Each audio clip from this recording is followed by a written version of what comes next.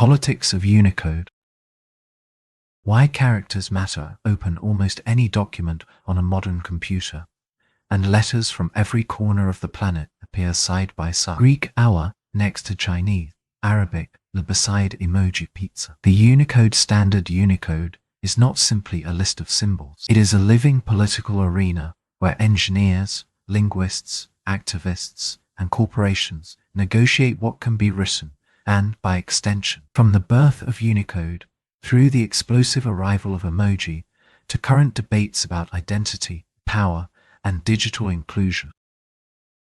Chaos before order. The pre-Unicode world. 2 incompatible islands in the 1970s and 80s. Companies that needed accented letters or non-Latin scripts invented their own code pages. European PCs used one set. Japanese systems, another. Early Chinese systems, yet another. When a file crossed borders, its bytes were reinterpreted, and text became nonsense symbols.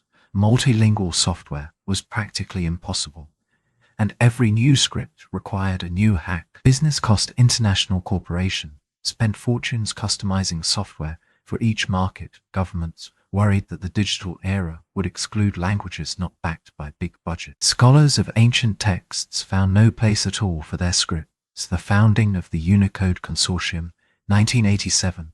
A radical proposal in early 1987. Joe Becker of Xerox, joined by Lee Collins and Mark Davis of Apple, drafted a scheme for one universal character set. The plan assigned a permanent number, called a code point, to every character of every writing system, living or dead. One code point, one meaning. Forever creating the consortium that summer, the engineers formed a non-profit membership body. Members would include hardware makers, software giants, font designers, governments. A character accepted by Unicode can never be removed, so every vote carries lasting consequences.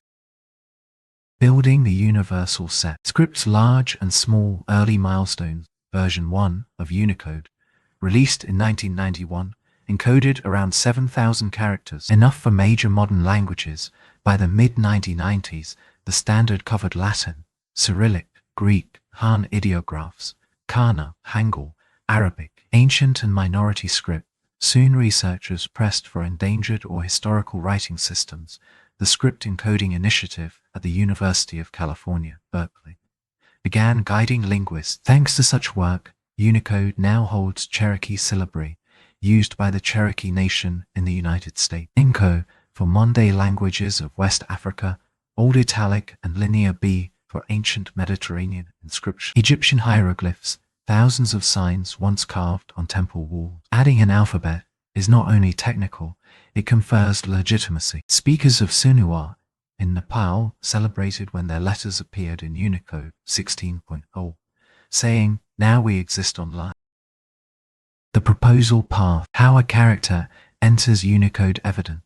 Show that the character or script is used in published texts or active communication. For emoji. For scripts, printed books, or inscriptions, matter completeness. Provide the full repertoire. Technical data supply. Glyph shapes, names, sorting order, and properties such as direction, left to right, right to left, or combining marks. Submit a proposal, often dozens of pages. Anyone may submit. A scholar, a non-profit, or a corporation. Ballot members vote. Full members. Large companies and national bodies hold a full vote. Associate members half a vote. One dissent can delay a script for years, while evidence is improved. Political undercurrents cannot be ignored if two ethnic groups claim the same letters with different names. When accepted, code points are fixed for eternity, a guarantee that future software will still read today's text. Enter emoji pictographs, become text. Japanese invention. In 1997, JPhone released a handset with 90 black and white icons. 2 years later, Shigetaka Kurita drew 176 full-color pictographs for NTT Docomo's. Japanese teenagers adored them. The rest of the world soon copied. From carrier hack to global standard, different Japanese networks encoded emoji in private ranges. Google engineers mapped those private codes to provisional slots inside Unicode.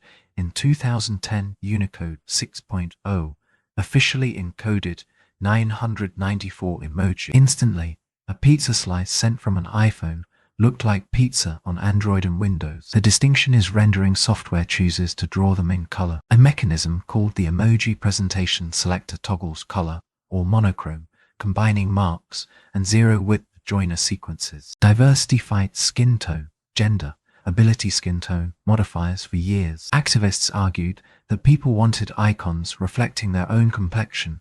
In 2015, Unicode 8.0 added 5 skin tone modifiers. Technically, they are separate characters that follow a base emoji.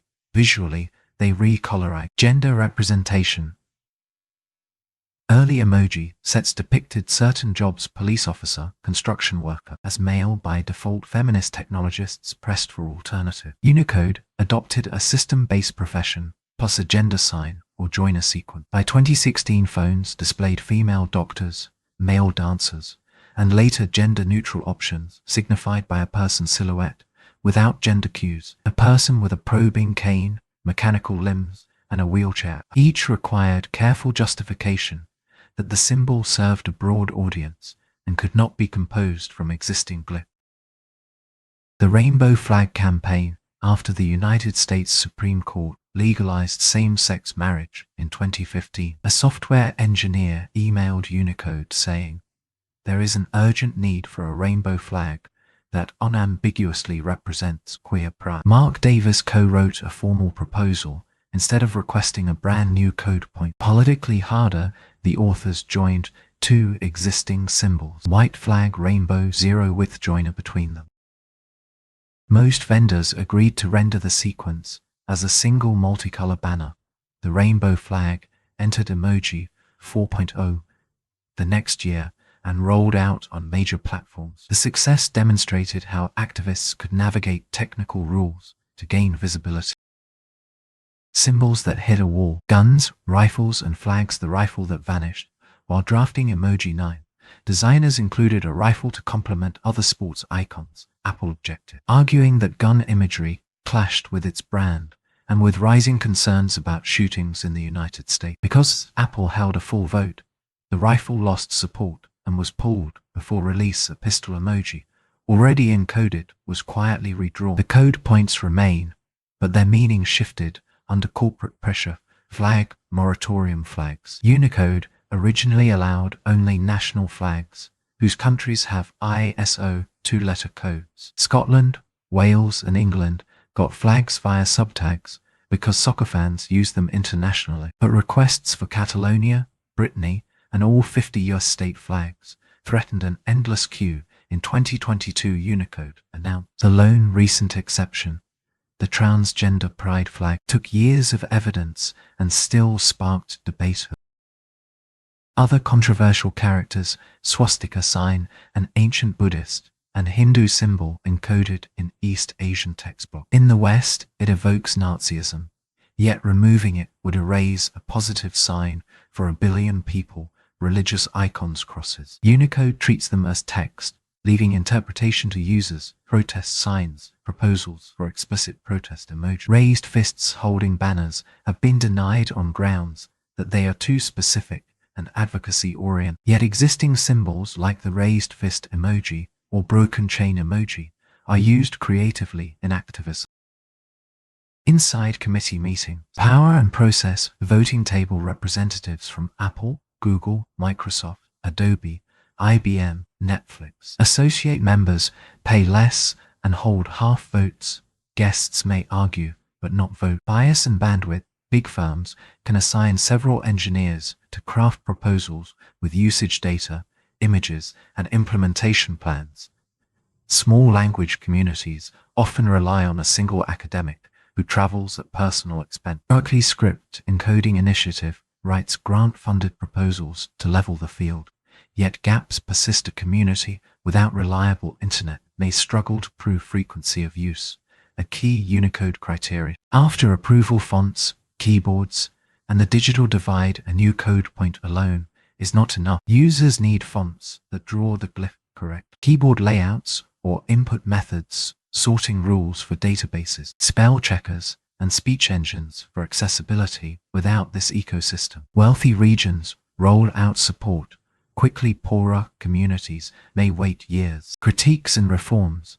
Scholars of digital humanities argue that Unicode's neutrality is aspirational choices about what to encode mirror world power hierarchy. A company veto can erase a rifle, an activist network can secure a flag. An indigenous script with few publication may languish in draft form for a decade. Recent calls urge the consortium to provide travel stipends for under-resourced proposers, open virtual participation with equal vote weight, produce starter font files alongside new scripts. Progress is slow, but the debate itself shows Unicode's growing cultural importance. Looking forward, variable symbols and dynamic identity emoji have begun to evolve beyond static images. Vendors test animated emoji, variable fonts, hairstyles, directional changes, accessibility overlays.